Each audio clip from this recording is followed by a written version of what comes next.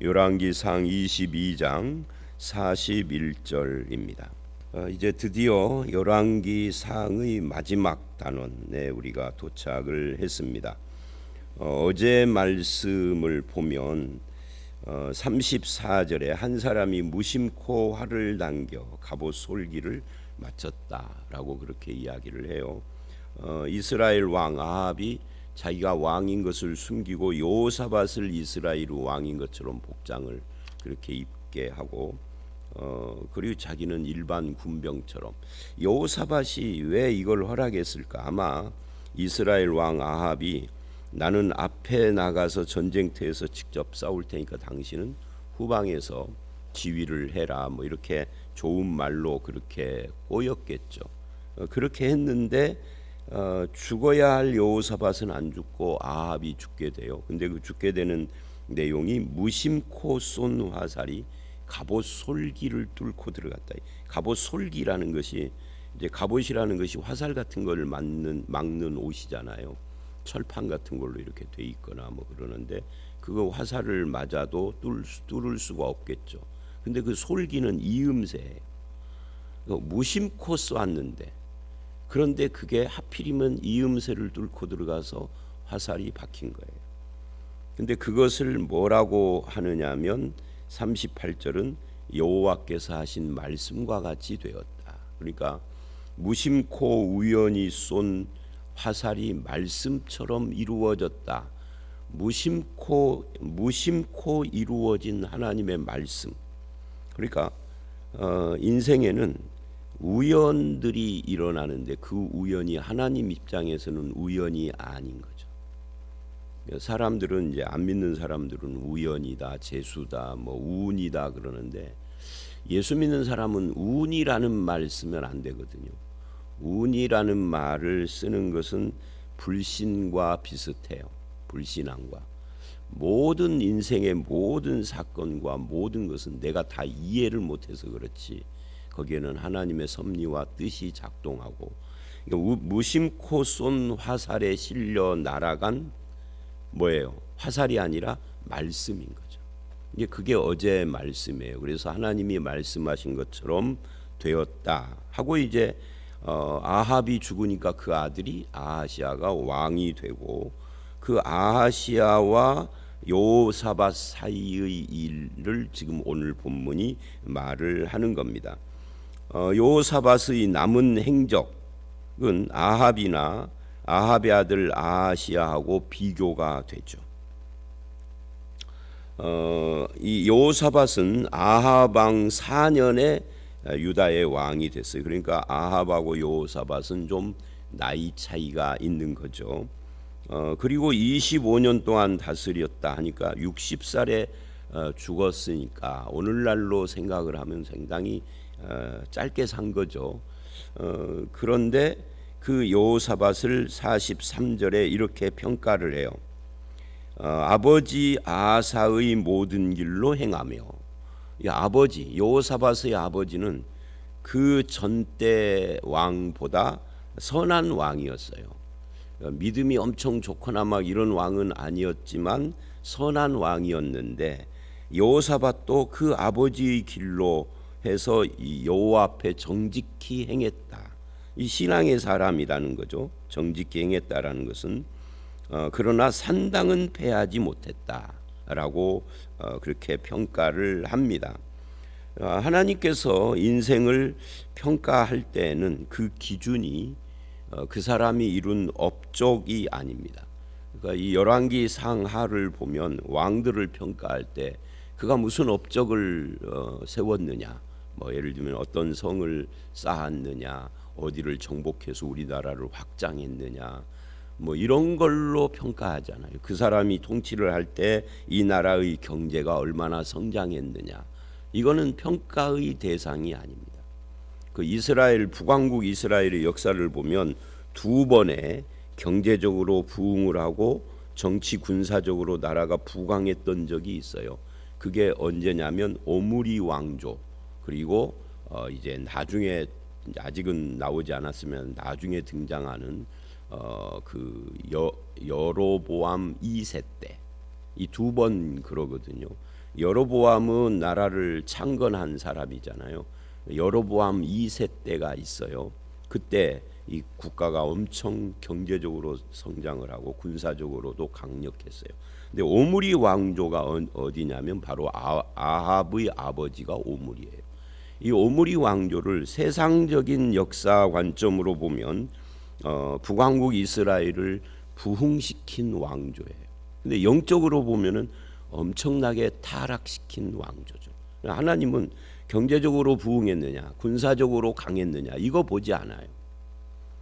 영적으로 하나님 앞에서 어땠느냐, 하나님과의 관계 이걸로 인생을 평가합니다. 이건 왕뿐만이 아니라 개인도 마찬가지예요. 그 사람이 얼마나 세상에서 경제적으로 부유하게 살았느냐 이건 하나님은 전혀 평가하지 않아요. 왜? 내가 예를 들면 제가 무슨 현대가의 아들로 태어나서 재산이 2조 원이다. 이 2조 원이라는 말은 한참 그 정몽준이가 대통령 후보로 뭐 나온다 어쩐다 할 때 밝혀진 거예요. 그 당시에. 그러니까 지금은 돈이 더 늘었겠죠.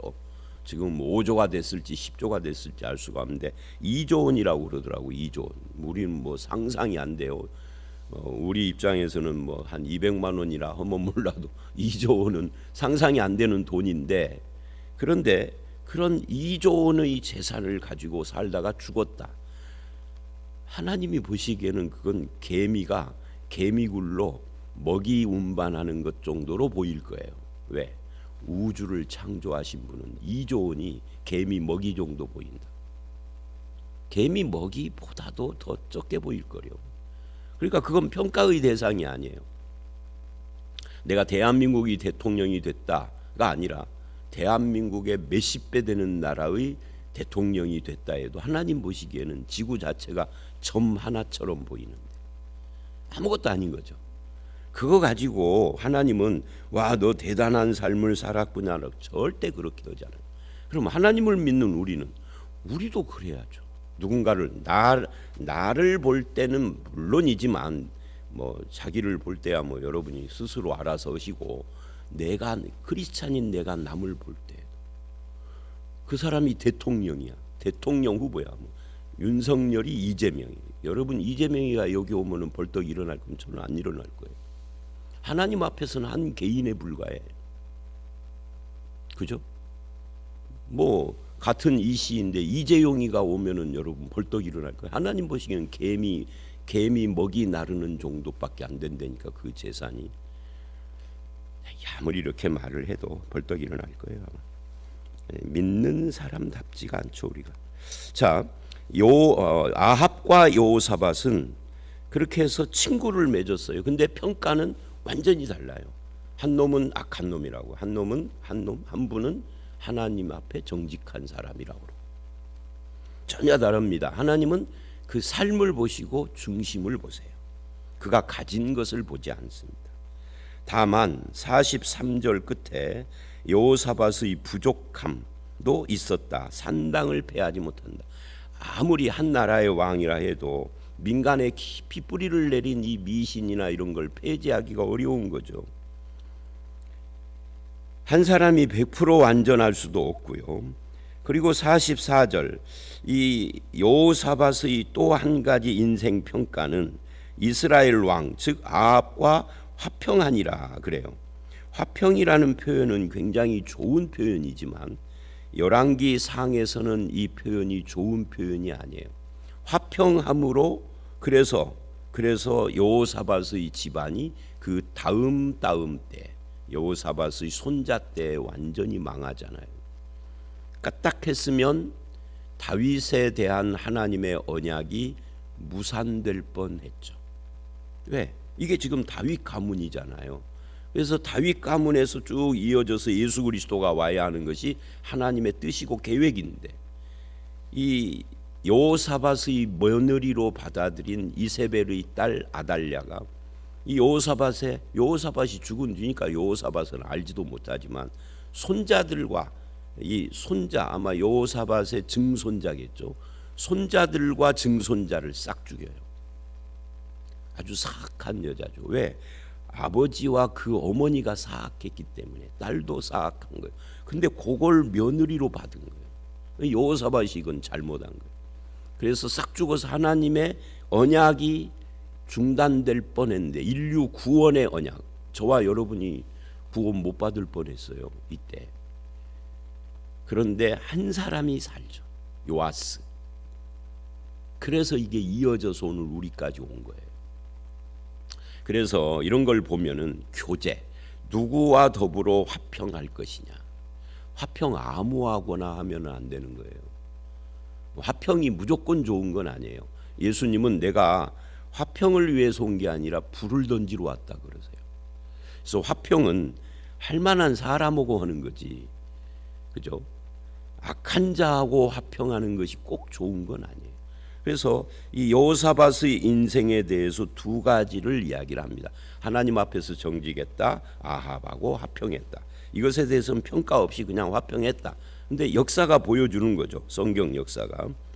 그리고 45절 이하를 보면 여호사밧이 남은 사적에 대한 이야기를 하면서 46절, 그가 그 아버지 아사의 시대에 남아있던 남색하는 자들을 그 땅에서 쫓아내었다 그래요. 남색이라는 것이 뭐예요? 동성연애를 말하는 겁니다. 그러니까 자기 부친 시대에 이 동성연애가 있었는데 그들을 부친이 해결을 못한 거예요. 뭐 정치적인 이유나 이런 것이 있었겠죠. 근데 그것을 쫓아냈다라고 성경이 말을 해요. 동성연애를 인정하는 사람들은 이 구절을 어떻게 해석할지 알 수가 없습니다만은, 뭐 그들은 여러 가지 교묘한 방법으로 해석을 해서 포장을 하겠죠. 그 교묘한 방법 중에 하나가 뭐예요? 이게 민주주의요, 진보요, 인권이라고 포장을 하죠. 그러나 남색, 동성연애는 하나님이 싫어하시는 것이고 사형에 해당하는 죄라고 로마서 1장은 분명하게 말을 합니다.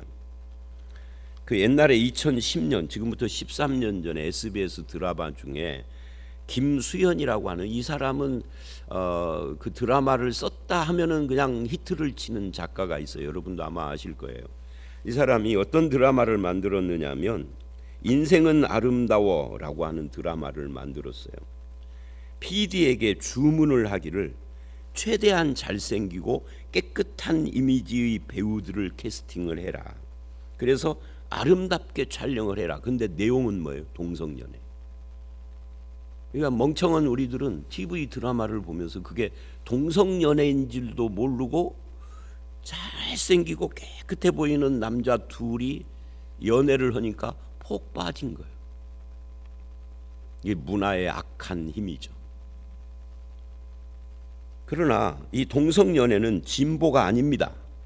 왜 진보가 아니죠? 진보라는 것은 새로운 것을 진보, 새롭고 선한 방향으로 나아가자라는 것이 진보예요. 왜 진보가 아니냐면 동성연애는 3000년 전에도 있었던 낡아빠진 죄악이야. 진보하고는 아무 상관이 없어요. 그래서 이 캐캐묵은 동성연애라는 죄악, 이거를 지금 여호사밧이 해결을 하고 있는 거죠. 내쫓아 버렸다. 그래서 우리도 문화, 이 그냥 육체로 짓는 죄는 금방 알아요. 죄 짓는 자기가 그게 죄인 줄 알아. 근데 문화와 사상으로 침투하는 죄는 우리가 분별하기가 어려워요. 그래서 그런 것을 잘 분별해서 이것이 하나님 앞에 이게 선한 것인가 하는 것을 분명하게 해야 합니다. 그거 안 하면 예수 믿는다고 하지만 죄 짓고 사는 거죠.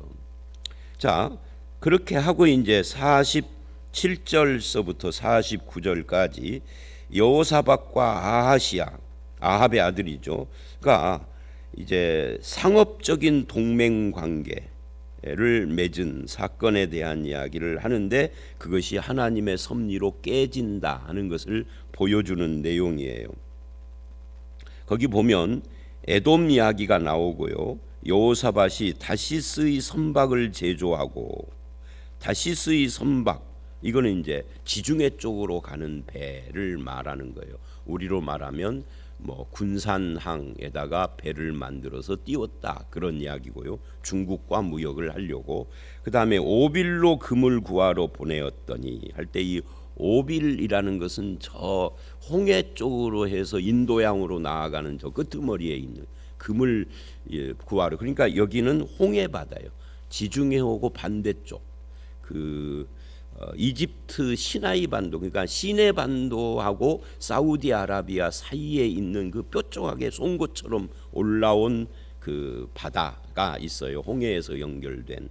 바로 거기가 에시온 게벨이라고 하는 곳인데, 거기에다가도 배를 띄웠는데, 그런데 금을 구하러 보내려고 했는데 파선했다. 그래서 가지 못했다. 근데 갑자기 49절에 아합의 아들 아하시아가 하고 나와요. 이게 무슨 말이냐면, 이 아합의 아들 아하시아하고 여호사밧이 어떤 상업적인 동맹 관계를 맺어서 무역도 함께 하려고 했는데, 이 배가 파선해서 그게 깨져 버렸는데, 아하시아가 재차 시도를 하려고 함께 배에 가게 하라, 내 종과 당신의 종이. 그래서 이제 재차 무역 시도를 하려고 했는데 여호사밧이 그거를 거절했다. 그러니까 하나님께서 이거를 깨트린 거죠. 결국은 하나님의 백성은 악한 자들과 어울리는 거 하나님이 싫어하심을 보여주는 거예요. 그러나 여호사밧은 그것에 대한 하나님의 뜻을 모르고 이렇게 깨졌는데도 불구하고 이 상업 동맹은 안 했지만 사돈 관계를 맺어 가지고 서로, 제가 어제 그저께 토요일 날 그 설명을 했었잖아요. 이 둘 사이에 이 사돈을 맺어서 서로 아들 손자가 이름을 바꿨을 정도로, 그러다가 그 증손자 때 싹 죽어버린 거잖아요. 이 관계를 지금 하나님께서 이렇게 지적을 하고 있는 거예요. 이게 하나님의 뜻이 아니다 하는 것을 보여주고 있는 거죠. 악한 자들과 어울리면은 안 된다 하는 것을 하나님의 백성에 대한 교훈으로 주는 겁니다. 나는 어떤가 하는 거예요. 나는 어떤 사람들과 시간을 함께 보내고 함께 하는가? 하나님의 뜻에 맞는 일을 나는 하고 있는가? 뒤늦게라도 하나님께서 이거를 깨트려 준 거죠. 그리고 이제 51절 53절은 열왕기상의 결론입니다. 결론이라기보다는 사실은 우리가 열왕기 상하로 나눠서 성경을 읽지만 원래 기록될 때는 이 상하가 아니라 한 권의 책이에요. 그냥 열왕기서인 거죠. 51절 아하시아가 이스라엘의 왕이 되어 2년을 다스렸다. 여호와 앞에서 악을 행하여 범죄하게 한 느바스의 아들 여로보암의 길. 그러니까 이 아하시아의 평가를 할 때는 그의 아버지의 길, 어머니의 길, 여로보암의 길, 세 개의 길, 이 세 개의 길이 전부 다 우상 숭배요, 하나님의 뜻을 거스리는 거죠. 근데 여기서 특이한 것이 두 가지예요. 아버지의 길이라는 것은 뭐 자기 아버지 따라서 악한 길을 갔다는 거니까. 근데 어머니의 길, 그래요. 이게 유다나 이스라엘의 왕들에 대한 평가를 열왕기 상하에서 할 때 어머니의 길을 이야기한 유일한 사람. 다른 곳에는 뭐 어머니 이야기는 않거든요. 보통 아버지 이야기를 하지. 왜 어머니의 길이겠어요? 그게 이세벨의 길이니까. 이세벨이 악한 여자라, 사악한 여자라 그 길을 따라갔다. 그리고 이 북왕국 이스라엘의 창업자인 여로보암의 길로 갔다. 그래서 악한 자다 그 말이에요. 그 길이 뭐냐? 아버지 어머니와 여로보암의 길은 바알을 섬기는 것이다. 하나님을 섬긴 것이 아니라 바알에게 예배하며 이스라엘의 하나님 여호와를 노하시게 하기를 그 아버지 온갖 행위같이 했다. 온갖 행위같이 했다.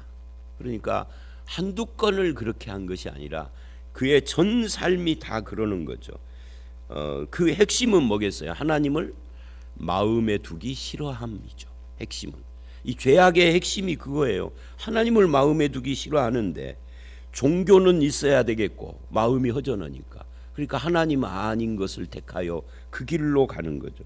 아무리 보여주어도 하나님이 그래도 그것을 돌이키지 않는 집안, 그게 아합의 집안이었다 하는 것을 이렇게 보여주고 있는 겁니다.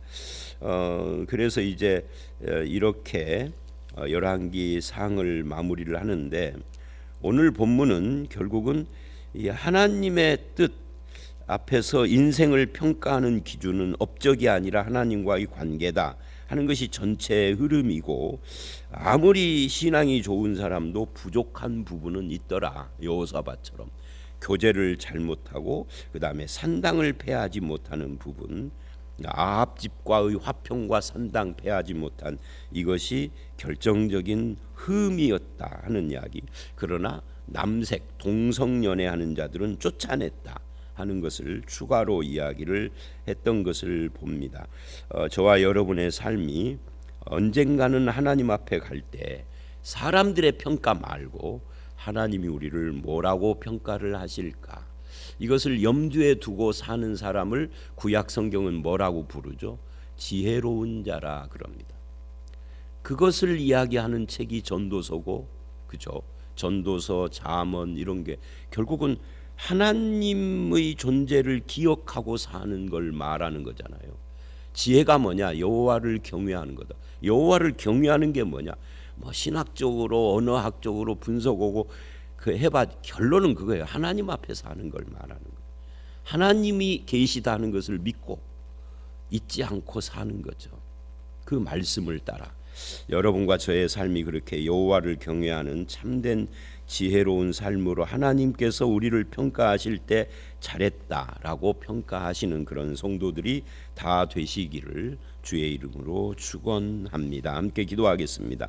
하나님 아버지, 여호사밧과 이스라엘 왕 아하시야를 평가하면서 하나님께서 여호사밧을 정직히 행했고, 그러나 이스라엘 왕과 화평을 했고 하나님의 뜻을 따라 남색하는 자들을 쫓아냈다라고 그렇게 평가를 하는 것을 봅니다. 우리도 하나님 앞에서 정말 여호와를 경외하는 자요, 말씀을 순종하는 자요, 하나님 앞에 믿음으로 산 자라고 하는 그런 인생 평가를 받을 수 있도록 아버지 하나님, 늘 신앙으로 살고 말씀 붙들고 살아가는 저희들이 되게 해 주시옵소서. 특별히 문화와 사상과 여러 가지 정신적인 것들로 침투하는 죄악을 잘 분별하게 하시고, 주님, 악한 자와 화평한 그런 삶이 아니라 선한 자들과 화평한 그런 삶을 살아가는 우리 모두가 되게 하여 주시옵소서. 예수님 이름으로 기도드려 싸움나이다.